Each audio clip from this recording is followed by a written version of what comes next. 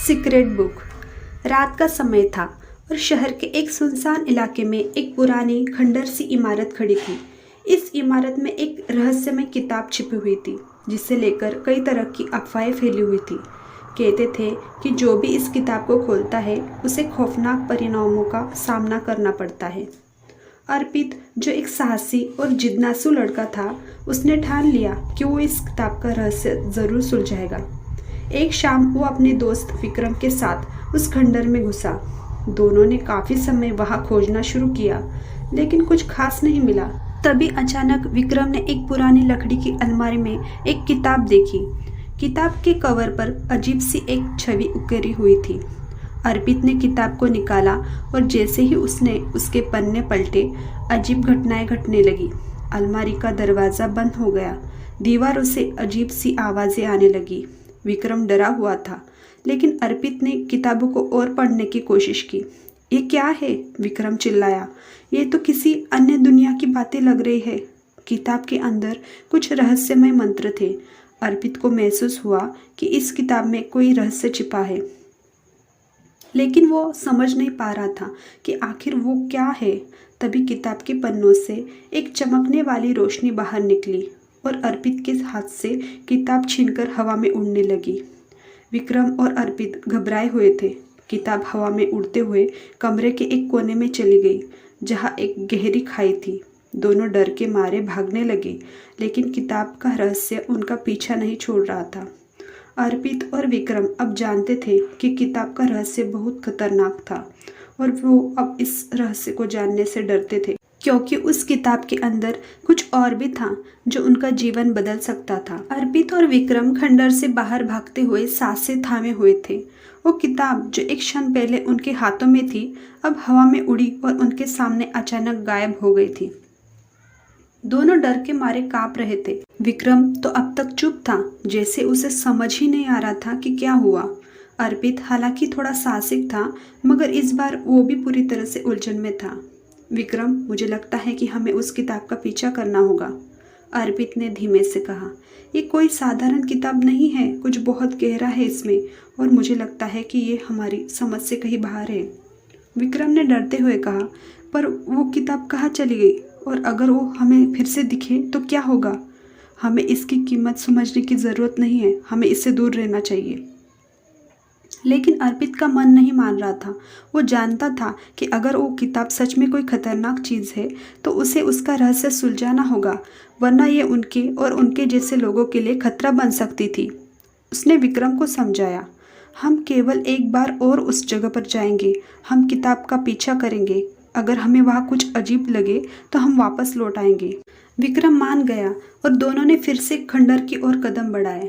जब दोनों खंडर में पहुंचे तो वहां का माहौल और भी डरावना था। रात का समय था और चांद की हल्की रोशनी भी उस जगह को और भी समय बना रही थी। खंडर के अंदर घुसे तो पाया कि वो जगह पहले से और ज्यादा बदली हुई थी। दीवारों पर अब अजीब से निशान थे। फर्श पर कुछ अजीब सी भाषा में कुछ लिखा था। अर्पित ने एक बार फिर वही पुरानी अलमारी देखी, जहाँ से किताब गायब हो गई थी, लेकिन अब वो अलमारी एकदम खाली थी। अचानक एक जोर की आवाज़ आई, जैसे कोई भारी वस्तु गिर गई हो। दोनों डर के मारे इधर उधर देखने लगे और फिर उन्हें सामने दीवार पर एक अदृश्य दरवाज़ा दिखाई दिया। ये दरवाज़ा पहले कभी वहाँ नहीं था। क्या ये वही दरवाज़ा है? विक्रम ने डरते हुए पूछा। अर्पित ने गहरी सांस ली और कहा, मुझे नहीं पता, लेकिन हमें इसे खोलने की कोशिश करनी होगी। जैसे ही उन्होंने दरवाज़ा खोलने का प्रयास किया, वहाँ से अजीब सा धुआं निकलने लगा। दोनों को ऐसा लगा जैसे वो किसी और ही दुनिया में आ गए हो। वो जगह एक और ही समय और स्थान में थी, जो बिल्कुल अलग थी। वहाँ पेड़, झाड़ियाँ और अदृश्य रास्ते थे और सब कुछ बहुत अजीब लग रहा था। वहाँ की हवा भी बहुत भारी थी, जैसे वहाँ का माहौल कुछ खास गुप्त हो। दोनों आगे बढ़े और कुछ ही दूर जाकर उन्हें एक छोटी सी झील दिखाई दी। उस झील के किनारे एक पुरानी पिटारी पड़ी हुई थी, जिसमें कुछ और किताबें थी। अर्पित ने एक किताब निकाली और उसे खोलते हुए पढ़ना शुरू किया। जैसे ही वो पढ़ने लगा, उसे समझ में आया कि ये किताब उन सभी रहस्यों को समझने में मदद कर सकती थी जो उस पहली किताब में थे। विक्रम, ये किताबें पुराने जादू और तंत्र मंत्र के बारे में है। अर्पित ने कहा। ये शायद वो किताब है जो किसी समय एक बड़े तांत्रिक ने लिखी थी और ये किताब इस दुनिया को एक नए रास्ते पर ले जा सकती है। लेकिन जैसे ही अर्पित ने किताब के एक पन्ने को पलटा, अचानक एक तेज चमक हुई और उनके सामने वही किताब प्रकट हुई जो खंडर में गायब हो गई थी। किताब अब सीधे उनकी आंखों के सामने थी। उसकी चमकदार और भयावह आभा थी, जैसे वो कोई शक्तिशाली वस्तु हो। अर्पित और विक्रम ने वो किताब फिर से खोली। इस बार जब उन्होंने इसके पन्नों को पलटा तो एक अदृश्य शक्ति ने दोनों को अपने कब्जे में ले लिया। अचानक दोनों की आंखों में चमक आई और उनका शरीर एक अजीब से ऊर्जा से भर गया। वो महसूस करने लगे कि वो किसी दूसरी दुनिया में चले गए थे। उनके आसपास की हवा में हलचल थी, जैसे कुछ बड़ा घटने वाला हो।